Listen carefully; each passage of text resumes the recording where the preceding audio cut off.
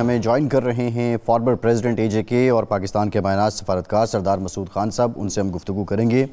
اور جو سردار صاحب یہ بتائیے گا کہ اب مصر میں یہ جو امن معاہدہ ہے اس کی تقریب ہو رہی ہے، پرائم منسٹر آف پاکستان بھی اس میں شریک ہیں. یہ پچھلے 2 سال کو ہم دیکھیں، آج پریزیڈنٹ ٹرمپ بھی گئے، اسرائیلی پارلیمان سے خطاب کیا. انہوں نے تو بظاہر اس کو اسرائیل کی فتح قرار دیا ہے، لیکن فلسطین کے لوگوں نے، غزہ کے لوگوں نے کیا کھویا، کیا پایا؟ فلسطینیوں کے اوپر تو ایک قیامت ٹوٹی تھی. یہ سال جو ہے ان کے لیے مشکل ترین دور رہا ہے. وہاں نسل کشی ہوئی ہے، قتل عام ہوا ہے، جنگی جرائم کا ارتکاب ہوا ہے. تو ابھی جو آج فوٹیج آ رہی ہے وہاں دونوں طرف خوشی منائی جا رہی ہے. اگر آپ رام اللہ میں دیکھیں اور اس کے بعد خان یونس میں دیکھیں یا تل ابیب میں دیکھیں تو ہر طرف خوشی کا دورہ ہے. اس کی وجہ یہ ہے کہ اسرائیل کے لوگوں کو ان کے یرغمالی ملے ہیں اور فلسطینیوں کو آزادی ملی ہے. غزہ کے لوگ جو ہیں پہلی مرتبہ کھلی ہوا میں سانس لے رہے ہیں. اور اس کے بعد یہ ہے کہ ان کے قیدی واپس لوٹے ہیں، کوئی 1700 کے قریب جو ہیں، اور شاید ان کی تعداد اس سے بھی زیادہ ہو. وہ جو حماس یا جو غزہ کے قیدی تھے ان کو لوٹایا گیا ہے. اور اس کے بعد جو ہے 250 کے قریب جو ہے وہ آکوپائڈ پیلسٹینین ٹیریٹری میں گئے ہیں. تو اس وجہ سے وہاں خوشی کا بھی اظہار کیا جا رہا ہے، لیکن یہ بھی پتہ چلا ہے کہ کتنے وسیع پیمانے پر تباہی ہوئی ہے، قیدیوں کے ساتھ کس قسم کا سلوک روا رکھا گیا. آپ نے جو یہ کہا ہے کہ صدر ٹرمپ نے اسے اسرائیل کی فتح کہا ہے، تو ان کی پوری تقریر کا جھکاؤ اسرائیل کی طرف تھا. تل ابیب میں وہاں جو ہے وزیر اعظم نتن یاہو نے یہ بھی کہا ہے کہ ان کو اسرائیل کا سب سے بڑا قومی اعزاز دیا جائے گا. تو ان کے مخاطب وہاں سارے کے سارے جو ہیں وہ یعنی اسرائیلی ہیں، اور انہوں نے اسرائیل کے ساتھ دوبارہ اظہار یکجہتی کی ہے. اور یہ میں آپ کو بتاؤں کہ یہ کوئی ڈھکی چھپی بات نہیں ہے کہ وزیر اعظم نتن یاہو کے اور اسرائیل کے سب سے بڑے حامی خود صدر ٹرمپ رہے ہیں. اور لیکن اس کے باوجود انہوں نے کوشش کی کہ کسی قسم کا کوئی فارمولہ نکل آئے جس سے غزہ کے لوگوں کا قتل عام ختم کیا جائے.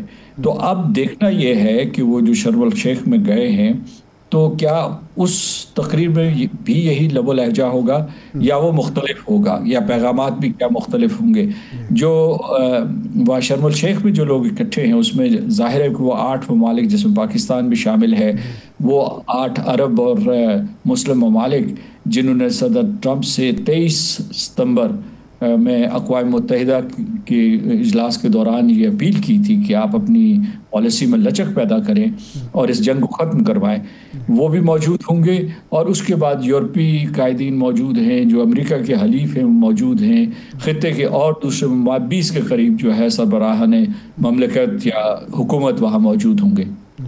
تو ہم دیکھتے ہیں کہ وہ بین الاقوامی برادری کو کیا پیغام دیتے ہیں. اور خیال ہے کہ ان کا لب و لہجہ وہاں مختلف ہوگا. جی، آج پریزیڈنٹ ٹرمپ نے جو اپنی سپیچ کی اس میں انہوں نے کہا کہ میں غزہ میں شراکت دار ڈھونڈ رہا ہوں، عرب ممالک بہت امیر ہیں. تو اس سے کیا مراد؟ کیا امریکہ غزہ میں انتظامی اور سیاسی طور پر اپنا اثر رکھنا چاہے گا؟ جی بالکل. جو بورڈ آف پیس ہے یا پیس بورڈ جسے کہہ دیں، جو انہوں نے تشکیل دیا ہے یا جس کی تجویز ہے، اس کے سربراہ ہی صدر ٹرمپ ہے. اور وہ یہ کہہ رہے تھے، پہلے انہوں نے ایک مرتبہ یہ کہا تھا، اور میرا خیال ہے کہ انہوں نے یہ بغیر سوچے سمجھے نہیں کہا تھا کہ میں اسے ریویرا بنانا چاہتا ہوں. ریویرا عام طور پہ ساؤتھ آف فرانس میں ایسی جگہ ہے جہاں سیاح جاتے ہیں، جہاں امیر ترین لوگ جاتے ہیں. تو ان کا کہ اس جگہ کی آباد کاری کی جا سکتی ہے، یعنی ری بلڈ کیا جا سکتا ہے، تعمیر نو کی جا سکتی ہے. تو ابھی کوئی خاکہ واضح نہیں ہوا. ایک تو یہ ہو سکتا ہے کہ یہ جو تعمیر نو کا کام ہو یہ جو ڈسپلیسڈ پیلسٹینینز ہیں، غزنز ہیں، ان کے لیے کیا جائے. دوسرا یہ ہو سکتا ہے کہ یہاں اسرائیل ایک نئے سرے سے آباد کاری شروع کر دے اور اس میں یورپین یا امریکی لوگ بھی آ کے آباد ہوں. کچھ معلوم نہیں ہے.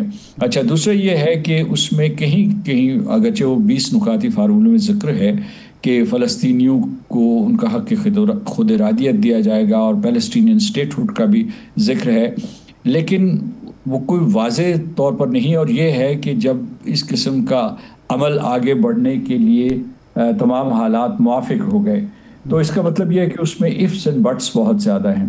تو اس لیے یہ ہے کہ اس میں عرب ممالک جب ان کا ذکر کیا جاتا ہے تو اس کا مطلب ہے سعودی عرب ہے، قطر ہے، امارات ہے، بحرین بھی ہو سکتا ہے، عمان بھی ہو سکتا ہے، لیکن بنیادی طور پر پہلے 3 ممالک جن کا میں نے ذکر کیا ہے، کیونکہ ان کے پاس بہت دولت ہے جو امریکہ کو بھی دی ہے انہوں نے، اور وہ یہاں سرمایہ کاری کر سکتے ہیں. تو میرا خیال ہے کہ اسے فلسطینی مسئلے کی بجائے ایک عرب اکنامک پروجیکٹ بنانا چاہتے ہیں.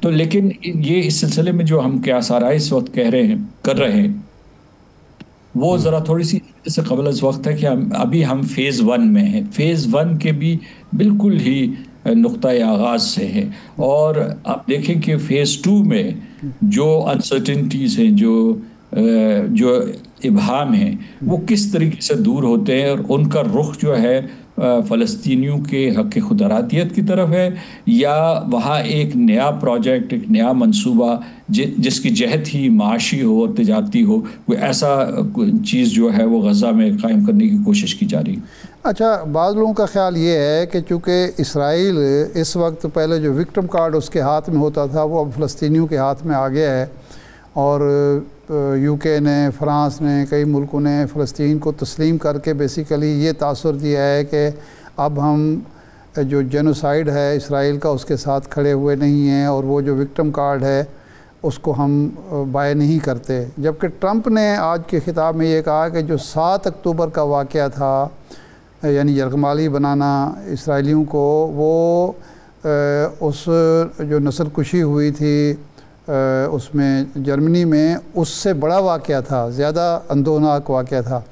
تو کیا آپ کے خیال میں کیا اب فلسطین کی ریاست کا قیام آسان ہوگا، اس کو یقینی بنانا ہوگا، اور اسرائیل اس کے لیے تیار ہوگا، یا واقعی جس طرح آپ فرما رہے ہیں اور بعض لوگ شکوک و شبہات کا اظہار کر رہے ہیں، یہ معاملہ پھر ایک نئے کسی اختلاف کی طرف جائے گا؟ کیونکہ اوسلو ایکارڈ کا جو نتیجہ نکلا اور برا نتیجہ نکلا، یہ اسی طرح کا ایکارڈ تو کہیں ثابت نہیں ہوگا.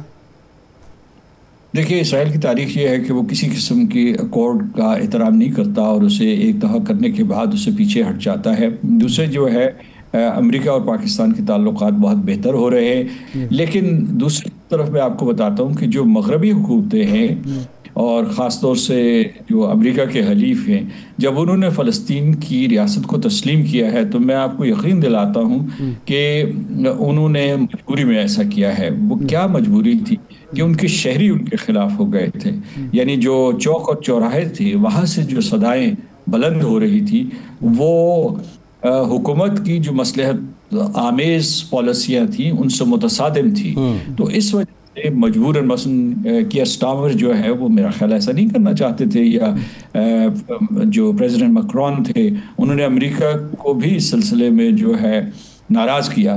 اسی طریقے سے جو کینیڈا ہے، آسٹریلیا ہے، ان کے پہلے بیانات اٹھا کے دیکھ لیجئے. جن ممالک نے خلوص دل سے کیا ہے اور اصولوں کی بنیاد پہ کیا ہے ان کو آپ انگلیوں پہ گن سکتے ہیں. مثال آئرلینڈ تھا، اسپین تھا، اور اسی طریقے سے پورچوگل تھا، کچھ اور دوسرے ممالک تھے جو یورپی ممالک تھے.